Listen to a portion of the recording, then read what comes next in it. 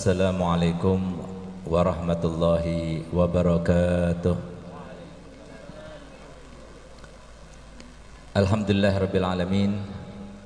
Wassalatu wassalamu ala asyrafil anbiya'i wal mursalin sayyidina wa habibina wa syafi'ina wa nuri qulubina Muhammad habibi rabbil alamin wa imamil ghurril muhajjalin wa ala alihi wa sahbihi ajmain. Subhanaka la ilma lana illa ma 'allamtana innaka antal alimul hakim. Rabbi shrah li sadri wa yassir li amri wahlul 'uqdatam min lisani yafqahu qawli, amma ba'du. Yang sama-sama kita hormati, kita muliakan para habaib, anak cucu Nabi kita Muhammad sallallahu alaihi wasallam, yang keberadaan mereka di antara kita menjadi sebab turunnya rahmat, menjadi sebab banyaknya sebab-sebab kita terhubung dengan Nabi Muhammad, menjadi sebab anugerah Allah yang begitu luas nanti tatkala kita berada di akhirat nanti. Mereka lah yang disebut oleh Nabi SAW dan didoakan oleh Nabi SAW ketika beliau menikahkan putri tercintanya Sayyidatuna Fatimah dengan Sayyidina Ali karamallahu wajhah. Allahumma akhrij minhuma al-katsirat thayyib. Ya Allah, keluarkan daripada keduanya yang banyak, yang baik-baik. Mereka lah para habaib yang dimasukkan oleh Nabi SAW, dan mereka lah yang didoakan Nabi SAW. Allahumma ij'alhum mafatihar rahmah waj'al alsinatahum ma'adinal hikmah. Ya Allah, jadikanlah dimanapun mereka berada menjadi sumber-sumber turunnya rahmat Allah, dan dimanapun lidah-lidah mereka berada menjadi sumber-sumber kata mutiara hikmah. Alhamdulillah, Mudirul Ma'had Pondok Pesantren Darul Dakwah Abu Yal Habib Zain Ibn Al-Habib Hasan Baharun hadir bersama kita, dan juga adik beliau Al-Habib Ali bin Hasan Baharun, Habib Husin bin Hasan Baharun, serta Habib Abdullah bin Ahmad Al-Jufri hadir bersama kita, dan semoga membawa berkah bagi kita. Begitu pula banyak para habaib yang saya tidak sebutkan satu persatu, dan ini merupakan sebuah kemuliaan untuk kita semuanya. Kami berharap seperti dikatakan oleh Habib Ali Habsyi Sayyidul Maulid, memandang wajah orang soleh sekali saja malam ini, banyak orang soleh di atas kita insyaallah, maka akan menumbuhkan benih-benih keimanan selama 40 hari 40 malam. Semoga kita pulang dari tempat ini berkat kita memandang wajah-wajah mereka, terbuka rahmat, terbuka anugerah, dan terbuka semua sebab-sebab kita terhubung dengan Nabi Muhammad. Amin amin ya rabbal alamin.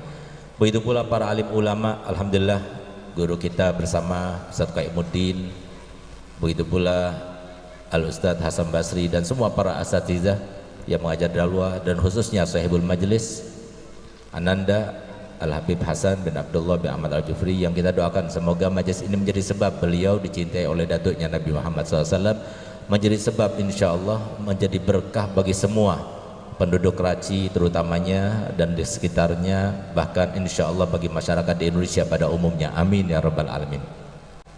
Yang saya hormati, saya muliakan para pejabat baik sipil maupun militer. Alhamdulillah Bapak Kepala Desa hadir, yang luar biasa telah menyampaikan tadi apresiasinya terhadap majelis ini, dan kita doakan semoga Bapak Kepala Desa kita, Bapak Tomo, termasuk yang berada di dalam ranah hadis Nabi yang berbunyi yaumun min imamin adil khairun lahu min ibadati sitina sana. Satu hari saja daripada hari-hari para pejabat yang adil dan amanah, yang dikatakan oleh para ulama dari level yang paling tinggi Bapak Presiden sampai level yang paling rendah Bapak Kepala Desa, Bapak Lurah, itu satu harinya sama seperti beribadah selama 60 tahun lamanya. Semoga beliau dan juga semua para pejabat yang hadir pada malam ini diberikan oleh Allah Ta'ala anugerah termasuk dalam hadis tersebut, sehingga insya Allah kita sama-sama menguatkan kelak nanti di hari akhir, di hari kiamat, di pada mahsyar bersama Nabi Muhammad SAW. Amin amin ya rabbal alamin. Saudara-saudara kami kaum muslimin, kaum muslimat rahimakumullah, alhamdulillah kami senang dan kami sangat mendukung ketika keponakan kami Habib Hasan meminta dan ingin membuka Darus Sholihin di Desa Raji ini, karena memang di Desa Raji ini tidak ada Darus Sholihin, yang ada di Bangil, sehingga kemudian kami restui dengan harapan semoga saudara-saudara kami yang ada di Desa Raji ini juga mengambil faedah daripada ilmu yang sanad keilmuannya langsung kepada Nabi Muhammad SAW, karena beliau belajar daripada Habib Hasan, belajar daripada paman-pamannya saya, Abu Yazin, Habib Ali, dan mereka semuanya belajar kepada saya punya abah Habib Hasan Baharun. Habib Hasan Baharun belajar kepada gurunya Abu Yasin Muhammad Alwi Al-Maliki. Abu Yasin Muhammad Al-Maliki belajar pada gurunya Al-Habib Abdul Qadir bin Ahmad As-Segaf. Habib Qadir bin Ahmad As-Segaf belajar kepada ayahnya Al-Habib Ahmad bin Abdurrahman As-Segaf, dan beliau belajar kepada gurunya Al-Habib Abdullah bin Umar Syatiri, dan beliau juga belajar kepada gurunya Al-Habib Ali Habsi Sayyidul Maulid, dan beliau belajar pada gurunya Al-Habib Bakar bin Abdullah Al-Attas. Beliau belajar kepada gurunya Habib Hasan bin Saleh Al-Bahar, dan beliau belajar kepada gurunya Al-Habib Hamid bin Umar Al-bin Hamid, dan beliau belajar pada gurunya Al-Habib Ahmad bin Umar bin Smith.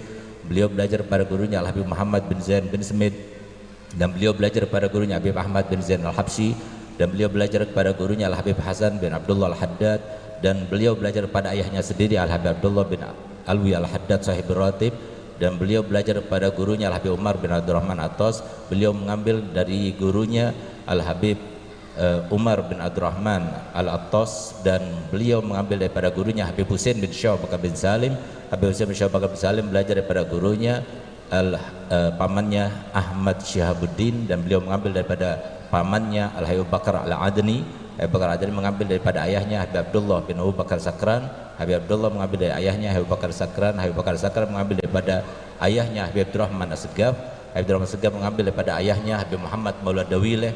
Habib Muhammad Maulad Dawileh mengambil daripada ayahnya Habib Ali Maulad Darak, dan beliau mengambil daripada ayahnya Habib Alwi Al-Ghayur, dan beliau langsung mengambil daripada ayahnya Sayyidina Faqih Muqaddam. Faqih Muqaddam mengambil daripada ayahnya Al-Habib Ali. Habib Ali dari ayahnya Al-Habib Muhammad Sahibul Mirbat. Habib Muhammad Sahibul Mirbat mengambil daripada ayahnya Al-Habib Ali Khalid Gassam, dan beliau mengambil daripada ayahnya Habib Alwi bin Muhammad, dan beliau mengambil daripada ayahnya Habib Alwi bin Ubaidillah. Habib Alwi bin Ubaidillah mengambil dari ayahnya sendiri Habib Ubaidillah, dan beliau mengambil daripada ayahnya Ahmad bin Isa. Beliau mengambil daripadanya Isa An-Nagib, dan beliau mengambil daripada ayahnya Muhammad mengambil daripada ayahnya Sayyidina Ali Uraidi. Ali Uraidi mengambil daripada ayahnya Sayyidina Ja'far Shadiq. Sayyidina Ja'far Shadiq mengambil daripada ayahnya Sayyidina Muhammad Bagir. Muhammad Bagir mengambil daripada ayahnya Sayyidina Ali Zabidin. Sayyidina Ali Zabidin mengambil daripada ayahnya Sayyidina Husain, dan Sayyidina Husain mengambil daripada ayahnya Sayyidina Ali bin Abi Thalib, dan Sayyidina Abi Thalib langsung mengambil daripada Nabi kita Muhammad SAW.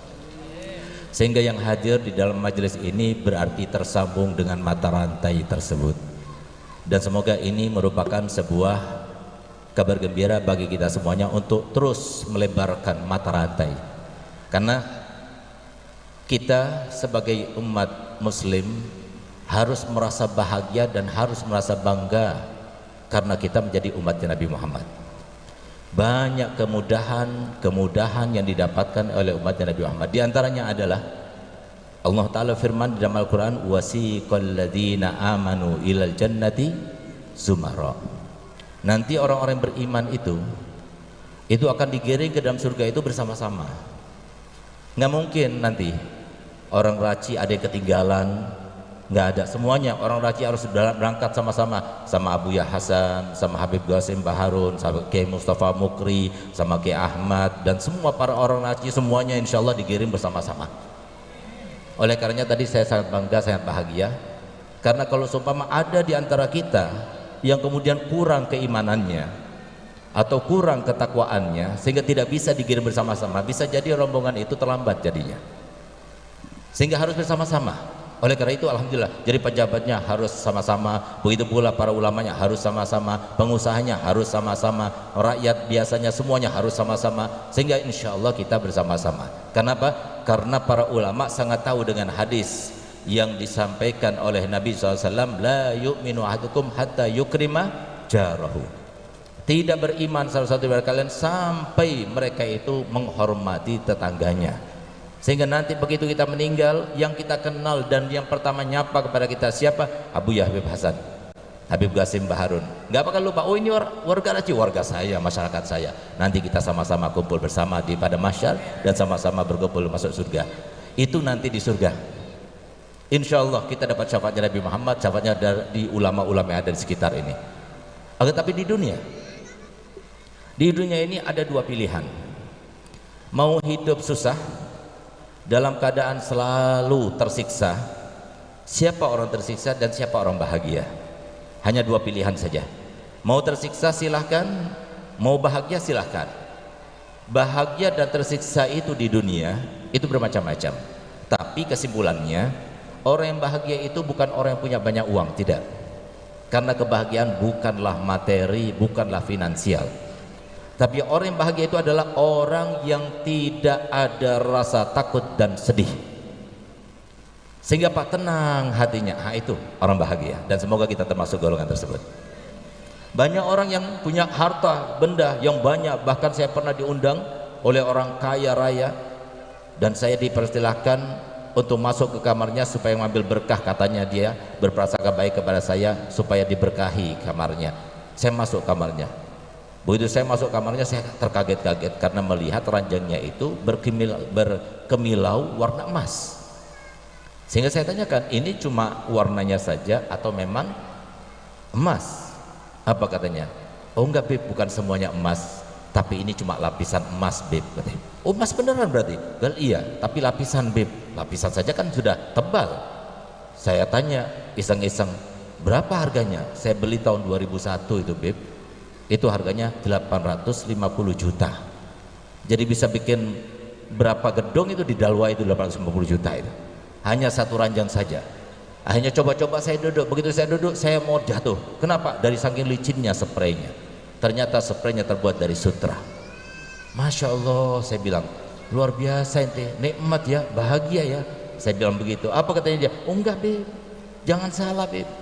Saya walaupun rumah bagus, rumah mewah, uang banyak Beb, ranjang saya dari emas seperti ini Beb. Saya setiap tidur, setiap malam saya harus minum obat tidur dulu Beb. Nikmat? Nah ini ya nikmat. Ada satu orang kaya sangat terkenal, bahkan termasuk terkaya di Indonesia. Di mana-mana ada perumahan milik dia. Rumah sakit dia punya, universitas dia punya, tempat wisata dia punya, hampir setiap kota. Tapi dia terkenal sekali ceritanya, setiap makan apa saja rasanya hambar. Makan asin, makan garam tidak terasa asin, makan gula tidak terasa manis, makan cabai tidak terasa pedas, makan jadam tidak terasa pahit. Nikmat tidak? Mau didoakan, ayo jadi orang kaya seperti itu, tapi seperti itu rasanya, mau? Ah ini. Jadi ternyata seperti dikatakan Nabi Muhammad SAW, bahagia itu simple. Siapapun bisa bahagia. Bahagia itu nggak ada rasa takut, nggak ada rasa sedih. Oleh karenanya Allah Ta'ala firman, innal ladzina qalu rabbunallah tsummas taqamu tatanazzalu alaihimul malaikatu alla takhafu wala tahzanu. Jangan takut, jangan sedih. Wa absyiru bil jannati allati kuntum tu'adun. Nanti di surga kalian sudah disiapkan rumahnya. Di dunia sudah nikmat, bahagia. Bahagianya apa artinya? Bahagia itu tidak ada rasa sedih, tidak ada rasa takut. Sekarang mohon maaf, rasa sedih, rasa takut banyak sekali. Bahkan para suami-suami takut sama istrinya. Berarti dia nggak bahagia. Nggak bahagia. Kenapa nggak bahagia? Karena sebab kebahagiaan tidak di tangannya dan tidak di rengkuhnya. Sehingga kalau sudah istri takut pada suami, bahagia istrinya, suaminya bahagia. Tapi kalau sudah suami takut kepada istri, nggak bahagia suaminya, nggak bahagia istrinya. Kenapa saya katakan demikian? Allah SWT telah firman dalam Al-Quran, la tabdila li kalimatillah. Nggak bakal berubah ketetapan Allah dari zaman Nabi Adam sampai hari kiamat. Seperti itu kejadiannya. Kalau dirubah, coba-coba dirubah, atau kemudian coba-coba terobosan baru seperti itu, maka yang terjadi adalah tidak ada kebahagiaan. Kenapa? La tabdila kalimatillah. Bahkan di dalam ayat yang lain Allah Ta'ala firman, falan tajida li sunnatillahi tabdila walan tajida li sunnatillahi tahwila. Enggak bakal berubah, enggak bakal bergantikan. Dari zaman Nabi Adam sampai hari kiamat tetap tidak berubah. Oleh karena itu, kenapa sekarang kok banyak suami takut sama istrinya, istri enggak takut sama suaminya, bahkan banyak orang tua yang sambatan terkait dengan anaknya. Bahkan baru-baru ini ada sebuah penelitian, 85% orang tua itu tidak mau tinggal bersama anak laki-lakinya. Kenapa demikian?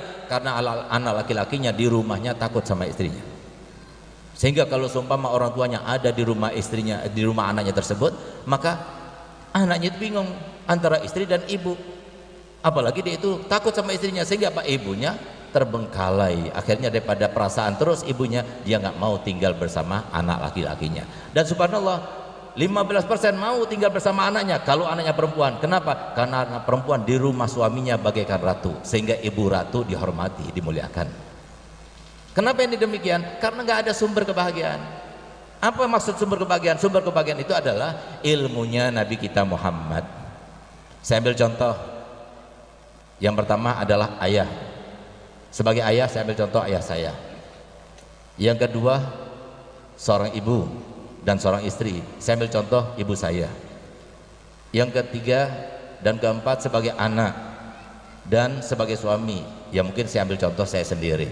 Untuk membuktikan bagaimana efek positif daripada sebab-sebab kebahagiaan kalau ada dalam diri kita. Dan sebab-sebab kebahagiaan inilah yang dimasukkan dalam Al-Quran ketika Al-Quran berbicara terkait dengan Nabi kita Muhammad SAW adalah wa ma arsalnaka illa rahmatan lil alamin. Kami tidak utus engkau wahai Muhammad kecuali sebagai rahmat. Rahmat bagi sekian alam semesta. Rahmat bagi rumah tangga, rahmat bagi finansial kita, rahmat bagi kesehatan kita, rahmat semuanya. Apakah Nabi Muhammad setelah meninggal kemudian tidak ada lagi rahmat itu? Masih. Tapi bukan sosoknya Nabi, bukan badannya Nabi. Apa? Ajarannya Nabi kita Muhammad SAW. Sehingga kalau ajaran itu ada dalam rumah tangga, sebagai suami bahagia, sebagai istri bahagia, sebagai anak bahagia, sebagai orang tua bahagia, sebagai tetangga semuanya bahagia. Oleh karena itu kita lihat contohnya, saya punya abah. Abah saya Habib Hasan Baharun, 3 hari sebelum meninggal dunia, beliau mengumpulkan anak-anaknya dan berkata kepada kita, pondok ini bukan semuanya dibangun, tanahnya, bangunannya, mobilnya dibeli dengan uangnya donatur, uangnya pondok, ada uangnya Abi. Abi sebagai seorang kiai, seorang mudirul ma'had, pengasuh pondok, ada wali santri datang memberikan hadiah, itu pribadi untuk Abi. Abi ketika berdakwah, Abi dapat uang, dapat hadiah daripada panitia, itu pribadi untuk Abi, tapi sudah bercampur dengan uang pondok. Dengarkan ikrarnya Abi. Abi berikrar bahwasanya semua yang Abi miliki di pondok ini maupun di luar pondok ini semuanya Abi wakafkan untuk Allah dan Rasulnya. Jadi saya punya abah tidak mewariskan sedikit pun, sepeser pun. Bahkan selalu beliau katakan kepada saya, kepada Abu Yazen, kalau kamu tidak mengajar di pondok ini, kamu tidak berhak tinggal di pondok ini. Karena pondok ini bukan pondoknya Habib Hasan Baharun, pondok ini bukan pondoknya Baharun, tapi pondok ini adalah pondoknya Allah dan Rasulnya. Pondok kita semuanya pondok kaum muslimin. Jadi wakaf, nggak bisa dijual, bukan milik. Ini adalah pondok milik Allah SWT dan Rasulnya. Kita ini semua mengabdi, kita ini semua melayani. Sehingga saya punya abah, kenapa sampai berkata begini? Karena beliau ingin mengajarkan para anaknya bahwasanya apa yang difahaminya selama ini itu benar dan diterapkan, dipraktekkan olehnya. Sehingga kemudian dia berkata begini, tapi kalian sebagai anak-anakku, selaku anak-anakku, jangan sampai berpikiran bahwasanya Abi ini adalah Abi orang tua yang jahat karena tidak meninggalkan harta waris untuk kalian. Abi begini karena Abi bukan yang mengurusi harta waris kalian. Kamu Segaf ada rezekinya sendiri, kamu Habib Zain ada rezekinya sendiri, kamu semua saudara saya disebut itu rezeki yang berbeda. Allah sudah ngatur rezekinya. Yang ngatur rezekinya kalian semuanya adalah Allah, bukan Abi. Abi sendiri pemakan rezeki.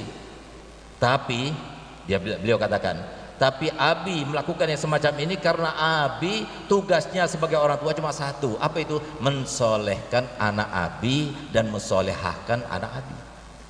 Dan Abi yakin kalian sudah Abi didik di pondok ini sampai selesai. Kemudian saya kirim ke Hadramut, saya kirim ke Mekah, saya kirim ke Madinah. Sekarang kalian sudah kembali kepada Abi. Saya yakin kalian sudah soleh dan solihah. Kalau sudah kalian soleh dan solihah, Abi sangat yakin pada 2 ayat dalam Al-Quran. Dan ini yang terjadi, tidak akan berubah selama-lamanya. Apa itu?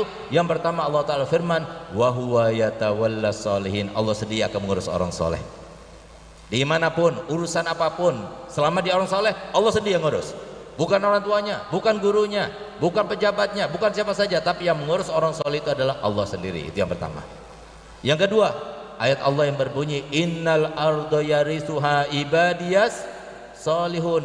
Bumi ini di mana saja, berpijak di mana saja, di tempat mana saja, bagaimana saja, kecuali yang menikmati dunia ini, yang bisa berbahagia dengan dunia ini hanya orang soleh. Sebagai pejabat, kalau nggak soleh nggak bakal bahagia dengan jabatannya. Sebagai pengusaha, kalau dia itu nggak soleh, nggak bakal bahagia dengan hartanya.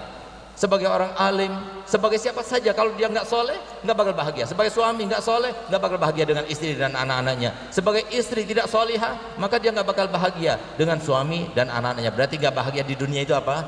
Nggak bahagia di dunia berarti selalu ketakutan, was-was, dan juga selalu sedih.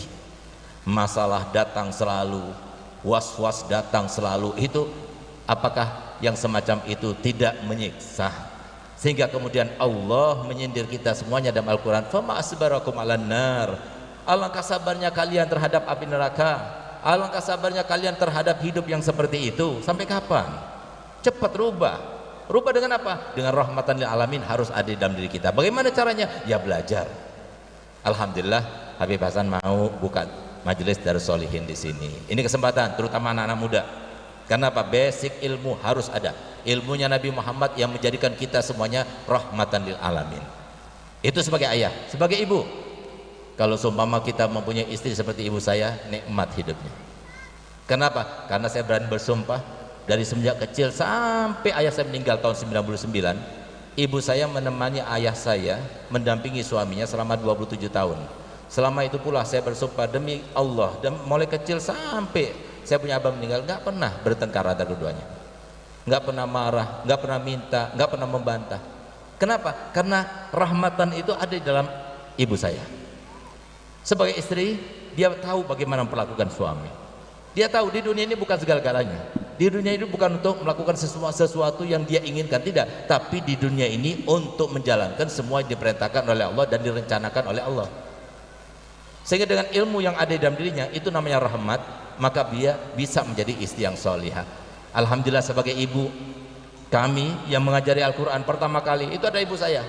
Bahkan saya masih ingat pertama kali saya hatam Quran itu umur 6 tahun. Sampai hatam saya baca kepada saya, ibu saya. Yang mengajari saya wudu, ibu saya. Yang mengajari saya sholat, ibu saya.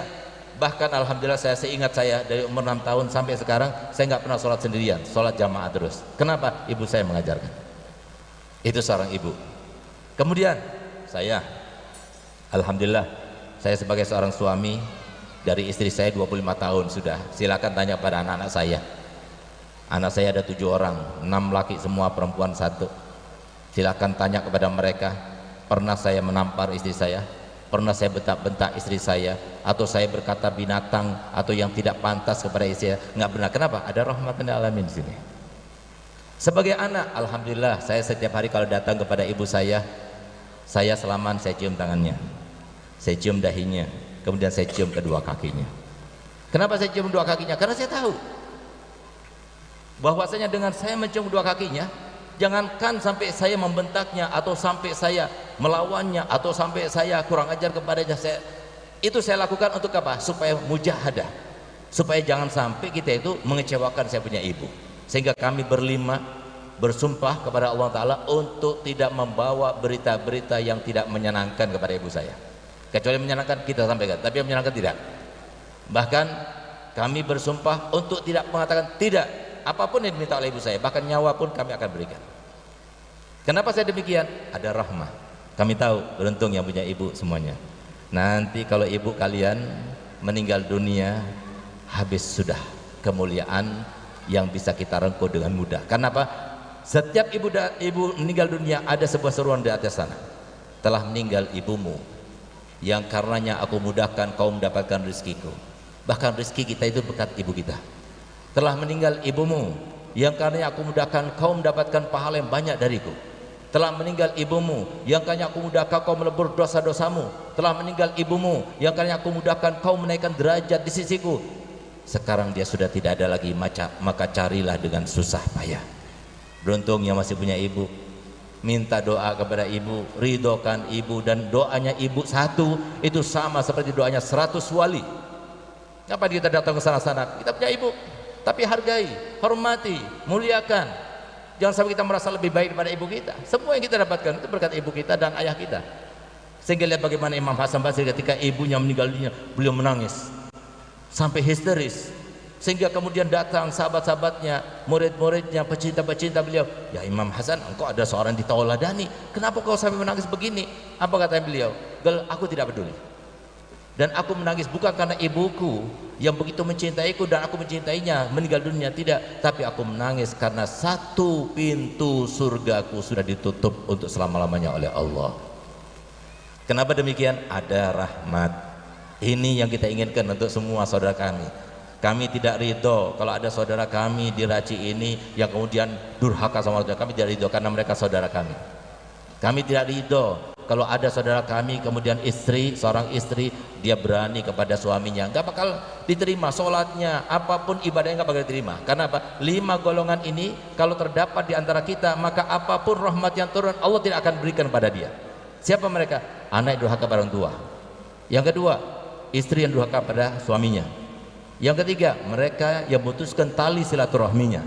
Yang keempat, 2 orang sesama muslim yang tidak tegur sapa lebih dari 3 hari 3 malam. Yang kelima, mereka yang mengkonsumsi narkoba atau minuman keras sama sekali tidak akan dapat rahmat Allah. Oleh karenanya, ayo kita berusaha segigi mungkin. Yang namanya setan harus jangan mangkir di Karachi, tapi kita usir sejauh-jauhnya dari Raci, insya Allah.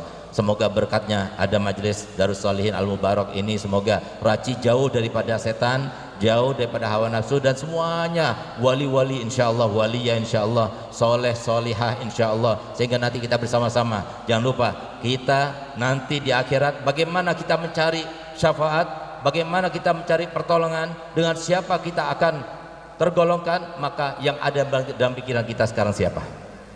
Pastinya kita akan ingat kepada Kiai Mustafa Mukri, Kiai Ahmad, Habib Hasan Baharun, Habib Qasim Baharun. Maka ingatan kita itulah yang pertama kali.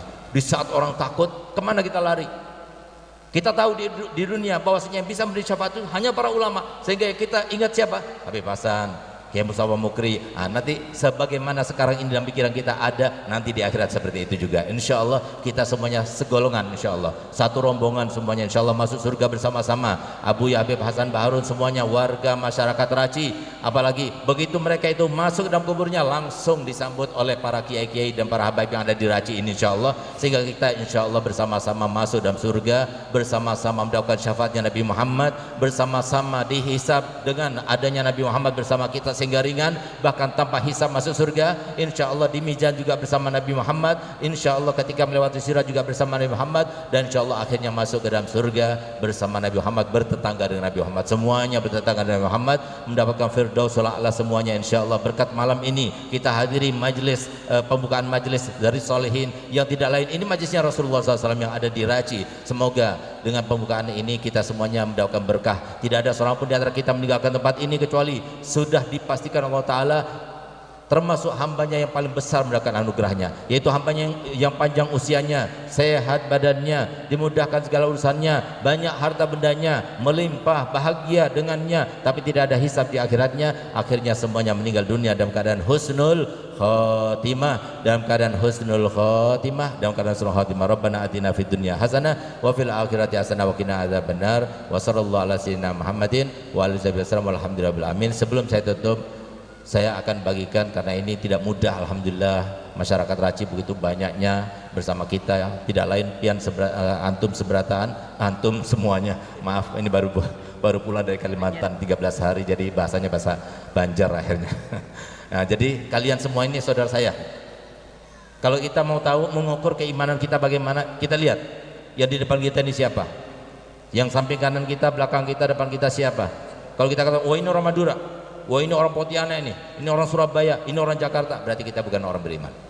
Tapi orang beriman, kalau kita melihat, oh ini saudara saya, karena dia lebih tua, kakanda saya, ini lebih muda, berarti adinda saya, berarti iman. Kita semuanya bersaudara. Innamal mu'minuna wah, ayo sama-sama kita menganggap diri kita adalah saudara sesama. Kemudian karena antum semua saudara saya, ada satu salawat yang sangat mujarrab sekali.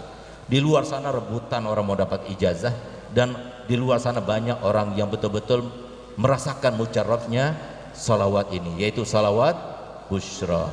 Jadi salawat busyra itu namanya saja salawat busyra, salawat kebahagiaan dan kabar gembira. Jadi salawat busyra ini kalau kita baca sesuai dengan apa yang disampaikan oleh Nabi Muhammad kepada yang bermimpi, karena yang bermimpi ini salah satu daripada putra abah saya, Habib Hasan Baharun, yang diimpikan pada tahun 2016 malam Jumat, malam 10 Muharram. Subhanallah, begitu dia bangun dari tidurnya jam 2 malam, Begitu bangun dari tidurnya itu langsung semerbak bau gahru di kamarnya dan tidak hilang sampai 3 hari 3 malam. Kata Nabi Muhammad dalam tidurnya, barang siapa yang baca salawat busyra ini sebanyak 41 kali, habis sholat subuh sama seperti khasiatnya orang yang baca Yasin sebanyak 41 kali dalam mengabulkan hajat, memudahkan urusan, melapangkan segala kesulitan, menggapai harapan, menghindarkan daripada hal-hal yang menakutkan dan mengkhawatirkan. Sangat mujarab. Subhanallah, beberapa waktu yang lalu ada satu orang yang kena penyakit, semoga kita nggak kena penyakit itu. Kalau suami kena penyakit itu, habis sudah, lebih baik mati. Apa penyakitnya? Impoten. Kesian istri kita kan? Nah, oleh karenanya dia datang kepada saya, subhanallah minta ijazah. Akhirnya saya bilang sedekah dan baca salawat busyra. 2 minggu kemudian Masya Allah datang kepada saya bawa 2 kresek hadiah. Bukan kresek pasar, tapi kresek sogo dari TP dia beli. Masya Allah, dia bilang, Beb, alhamdulillah Beb, berkat salawat busyra sudah on lagi Beb. Siapa tahu, ayo kalau kita baca insya Allah setiap hari, keluarga kita jadi rukun, romantis, harmonis, bahagia semuanya. Nanti kalau punya hajat, ibu-ibu punya hajat, bapak-bapak juga punya hajat, tapi jangan diniati untuk kawin lagi ya hajatnya. Apa itu bacanya? Baca salawat busyra banyak 121 kali, mujarab. Kita mau ketemu bapak kepala desa biar gampang urusannya, baca 121 kali insya Allah gampang. Ataupun apapun yang kita jadi hajatkan, tinggal kita baca 121 kali insya Allah gampang hajatnya. Terutama kalau malam Jumat kita baca seperti malam ini setelah sholat hajat 121 kali, niatkan untuk bermimpi Nabi Muhammad. Insya Allah kalau sudah hati kita bersih, kita dapat bermimpi Nabi Muhammad. Sebelum saya bacakan, antum ikuti, saya akan terjemahkan. Bismillahirrahmanirrahim. Allahumma salli wa sallim, ya Allah haturkan salawat serta salam ala sayyidina Muhammadin, kepada junjungan kami, pimpinan kami Nabi Muhammad, sahibil busyra, sumber dari segala macam kabar gembira dan kebahagiaan. Tidak ada seorang pun di antara kita yang mendapatkan kabar gembira dan bahagia kecuali berkat Nabi Muhammad, wasilahnya Nabi Muhammad. Salatan, salat yang aku baca ini ya Allah, maksudnya tujuannya aku berharap dan berdoa kepadamu ya Allah, tubasyiruna biha, engkau bahagiakan kami, wa ahlana, dan semua keluarga kami, wa uladana, dan semua anak keturunan kami, wa jami'a masyaikhina wa mu'allimina, dan semua guru-guru kami, wa talabatana wa talibatina, dan semua santri serta santriwati kami atau siswa serta siswi kami, min yaumina hadza, dari hari ini kau bahagiakan kami, ila yaumil akhirah, sampai hari akhirat nanti. Ayo ikuti saya sekali, kemudian kita baca 5 kali dengan nada tibil qulub, dengan harapan semoga semuanya kabul hajatnya. Raci berubah, dari mulai malam ini berubah menjadi baldatun thayyibatun wa rabbun ghafur, lebih sejahtera kita, hujan cepat datang, tapi yang punya garam repot juga ya. Sudah yang terbaik, yang penting kita minta supaya diberikan limpahan rezeki yang banyak, yang melimpah, yang membahagiakan, semuanya bahagia dunia akhirat, tidak ada rasa takut, tidak ada rasa sedih, semuanya bahagia di dunia, bahagia di alam barzah, bahagia di alam akhirat insyaallah. Bismillahirrahmanirrahim. Allahumma salli wa sallim ala sayyidina Muhammadin sahibil busyra salatan tubasyiruna biha wa ahlana wa auladana wa jami'a masyaikhina wa muallimina wa talabatana wa talibatina min yaumina hadza ila yaumil akhirah. Bismillahirrahmanirrahim.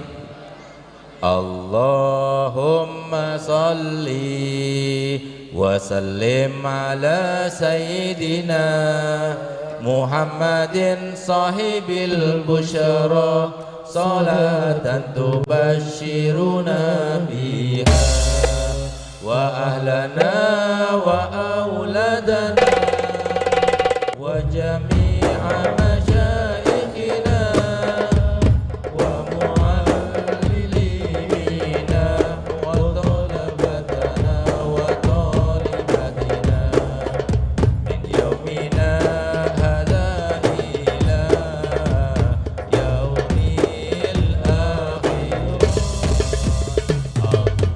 Allahumma salli wa sallim